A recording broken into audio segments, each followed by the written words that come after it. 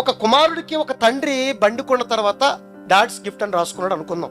నిజంగా ఆ కొడుకుకి ఆ కుమార్తెకి ఇది మా నాన్న ఇచ్చాడు. ఎలా ఇచ్చాడు?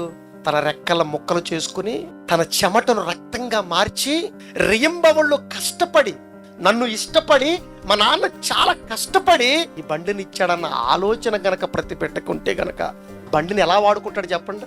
అమ్మో, మా నాన్న కొన్నాడు ఈ బండి, మా అమ్మ ఇచ్చింది ఈ బహుమతి, దాన్ని ప్రయోజనకరంగా మలుచుకోవాలి. జ్ఞానం ఉన్నవాడు చేస్తాడు ఇది. కష్టం అర్థం కాదు. ఎవరైనా ప్రేమ అర్థం కాకుండా బండి తీసుకోవడం ఏం చేస్తాడు? నా బండి కొంటావు చేస్తావు, బండి కొంటావు చేస్తావని ఏమని అడిగి అడిగి పీడించి బండి తీసుకున్న తర్వాత వాడు లేపుతాడండి, ఒక చక్రం పైకి లేపుతాడు. వాడికి విలువ తెలియదు. నాన్న జ్ఞాపకాలు మరిచాడు అతను. పేరుకు మాత్రం డాడ్స్ గిఫ్ట్ అని రాశాడు అంతే. బండి ఇచ్చింది ఎందుకు?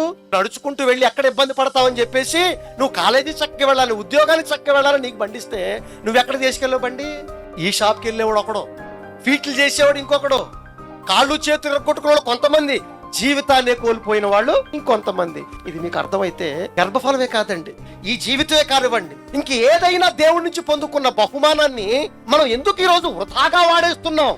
వారందరూ ఇచ్చిన ఆయన జ్ఞాపకాలు మరిచిపోయారు, ఆయన కష్టం, ఆయన ఇష్టాన్ని ప్రపంచం మరిచిపోయింది కనుక దేనికో వాడేస్తున్నారు. నీ జీవితాలు దేనికో వాడేస్తున్నారు.